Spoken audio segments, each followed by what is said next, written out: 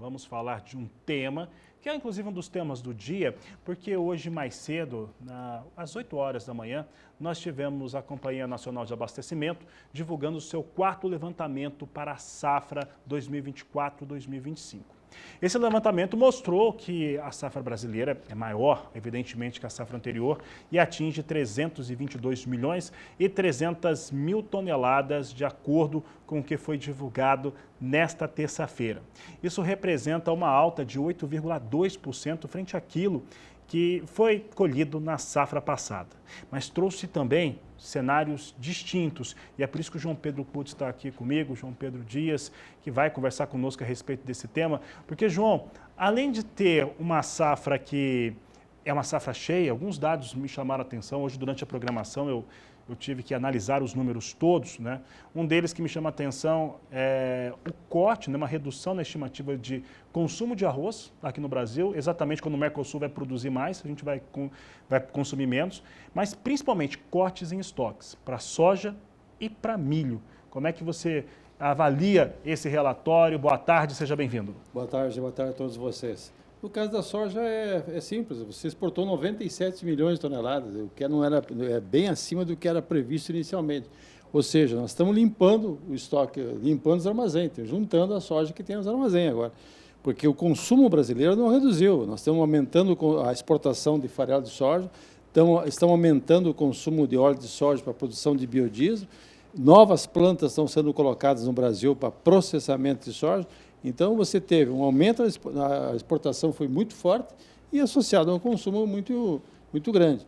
O milho você teve um problema, você teve uma redução um pouco na expectativa de colheita da safra 23, 24, e depois o consumo aumentou, porque nós aumentamos muito a exportação de carnes, especialmente frango e suíno, além de atender o mercado interno. O que esse pessoal precisa? Precisa de milho e precisa de farelo de soja, ou DDG, no caso dos bovinos. Então, você tem um cenário cada vez mais crescente do aumento de consumo no Brasil, tanto para a produção de carnes, como para a produção de biocombustíveis, etc. João Pedro, quando a gente olha os números que foram apresentados hoje, você citou, né, a questão da produção de proteínas no Brasil, que tem uma expectativa em 2025 bastante alta em relação às exportações, mas no caso do milho, o estoque inicial ele teve um corte, esse é o número, 1.850.000 toneladas, quase 2 milhões de toneladas a Conab cortou. E no estoque final, estoque de passagens, se tudo der certo, um corte de 1.450.000 frente àquilo que foi apresentado durante o mês de dezembro. E acontece na mesma vertente, ou na mesma semana, posso dizer assim, que o Departamento de Agricultura americano cortou estoques também de soja e milho lá nos Estados Unidos, da safra 24-25. Mas o que eu vou te perguntar é o seguinte: o senhor acredita que esse corte em relação a estoques aqui no Brasil, ele pode gerar que tipo de impacto na produção de proteínas, seja de aves, suínos e também bovinos? O que está acontecendo no mercado hoje, por exemplo, a exportação de milho praticamente está chegando a zero. Você não tem exportação mais de grão de milho. O produtor de milho, quem tem estoque, hoje está na maior parte está na mão do produtor, não está na mão das trades, das cooperativas, não, está na mão do produtor. Ele está soltando esse produto da mão para a boca, ele não está vendendo, colocando toda a produção dele no mercado, ele está segurando. Ele está apostando também na questão da segunda safra, que é a grande safra de milho no Brasil, 90 e tantos milhões de toneladas. Você teve um certo atraso no plantio da soja no Mato Grosso, consequentemente vai ter um atraso também no plantio de milho lá. Vamos ver como é que se comporta o clima em março, abril, porque é a época que vai estar no momento mais crítico da produção de milho, e vamos ver a expectativa de produção.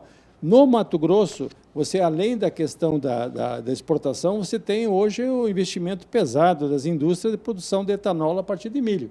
Hoje o consumo de etanol, de milho para a produção de etanol, vai chegar perto de 12 milhões, 13 milhões de toneladas. E criou um mercado no milho que não tinha antes, que era o mercado a termo. Você tinha poucas empresas comprando milho, definindo um preço para receber ele em junho, julho. Essa mudança na demanda pelo milho, que começa pelo Mato Grosso, mas já atingiu Goiás, está atingindo o Mato Grosso do Sul, ele sofisticou o mercado do milho, né? Claro, você não tinha mercado futuro, tinha bolsa, mas o pessoal não usa muito a bolsa, infelizmente. Então, o mercado a termo já passou a ser algo interessante. E também criou condições para algumas cooperativas, algumas empresas de insumo fazer barter, já começar a troca de insumos por grão, como tem na soja. A soja tem muito isso, a produção de barter, o cara troca um X de sacos de soja pelos insumos que vai usar na sua propriedade. Então, o milho está evoluindo. A questão e também surgindo outras culturas. Você tem o sorgo crescendo ano após ano, que é uma cultura que ficou muito tempo relevada a um segundo plano, hoje está começando a aparecer. Aquele produtor que não consegue plantar na época ideal dele, para fazer a segunda safra, está meio atrasado, ele vai partir para o sorgo. Por quê? Porque o sorgo é uma planta mais resistente, precisa menos água para produzir o mesmo volume de matéria seca. Para trabalho. Principalmente em ambientes em que o clima não está tão acertado assim. Aliás, o clima não está acertado em nenhum ambiente.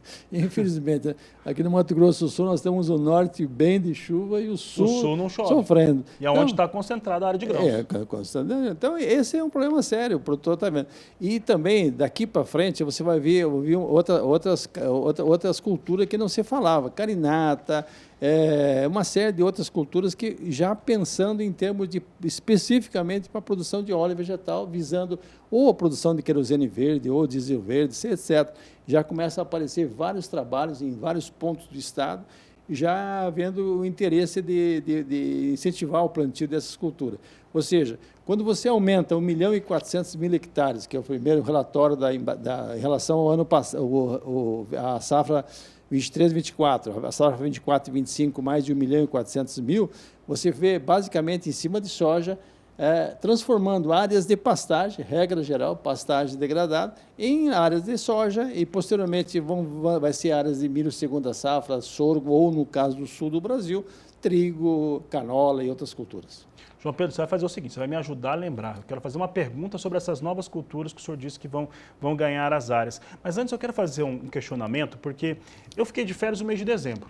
Então, no mês de dezembro eu dei uma desligada do mundo agrícola, da pecuária, mas em novembro se falava muito em que haveria uma espécie, eu não gosto do termo, mas uma espécie de descarte, de uma aceleração nas vendas de milho que estavam em alguns armazéns aí pelo país, em especial no Mato Grosso. E aí a primeira semana de janeiro, ao voltar, eu conversando com algumas pessoas de cooperativa no Mato Grosso, no Paraná e pelo menos uma fonte aqui no Mato Grosso do Sul, não foi o que aconteceu. Como é que está essa disposição ainda de milho da 23, 24, pensando que também Mato Grosso está chegando aí a 0,70% da colheita da soja, ainda é muito pouco? O pessoal está usando capital de giro. O milho ele guardou, armazenou e está vendendo conforme precisar caixa. Ele não está vendendo... Não tem pressa, então? Não tem pressa. Porque ele sabe que a primeira safra é muito pequena no Brasil, para atender o consumo nosso. Mas preocupar com soja. E a segunda safra, sim, que é a grande safra nossa, mas é que vai ser colhida a partir de maio e junho. Então, você tem um intervalo de tempo que você não vai ter exportação, porque o milho disputa com a soja os mesmos armazéns nos portos, o mesmo transporte, ele perde para a soja, porque ele é um valor menor, o valor da saca de milho em relação à saca de soja, então, percentualmente, o fator logístico pesa mais no milho. Então, o que vai acontecer? É mercado interno.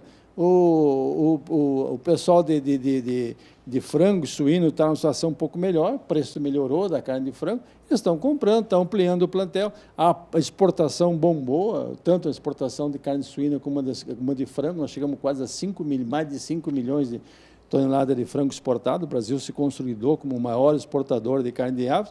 Então, o que vai acontecer é isso. Hoje, você comprar milho aqui no Mato Grosso do Sul, por exemplo, não é fácil não, pouca gente está vendendo. O que o cara faz? Ele segura isso porque ele sabe que a própria remuneração desse milho é maior que qualquer aplicação financeira.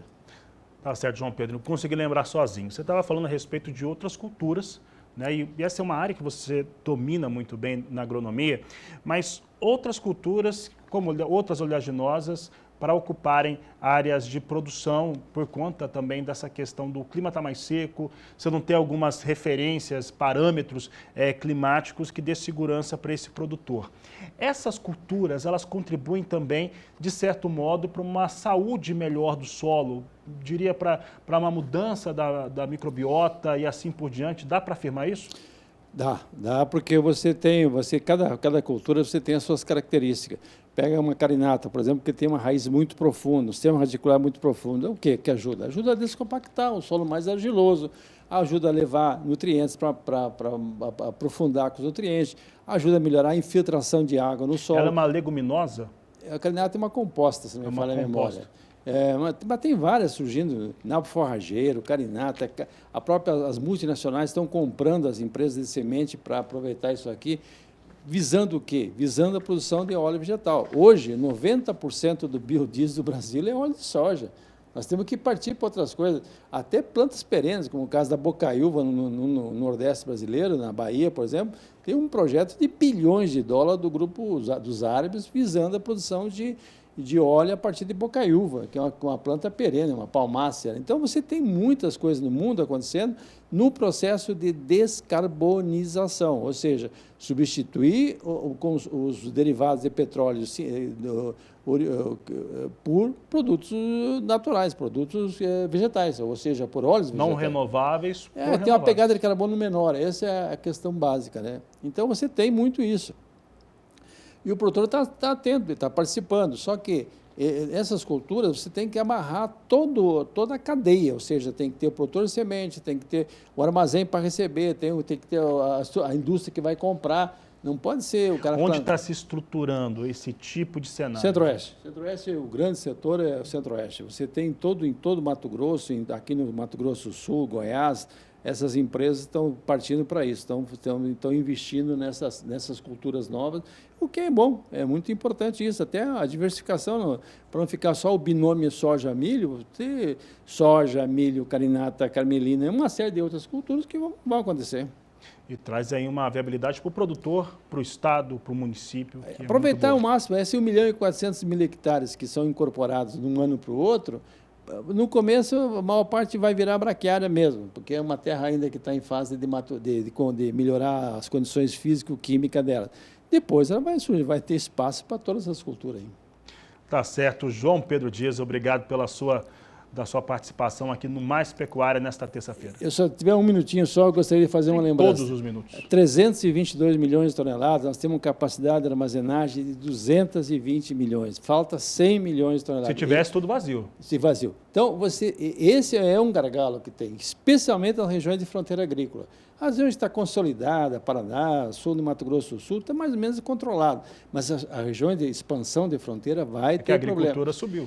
Porque a maior parte é com soja. Soja você vai colher ela a partir de agora. Você tem 2, 3 meses que a chuva acontece com frequência. Então, muitas vezes, você não consegue colher a soja com 13% de umidade. Vai colher com 16, 17%. Tem que passar para limpeza, tem que secar. Falta armazém no Brasil. Todos os anos a gente comenta isso.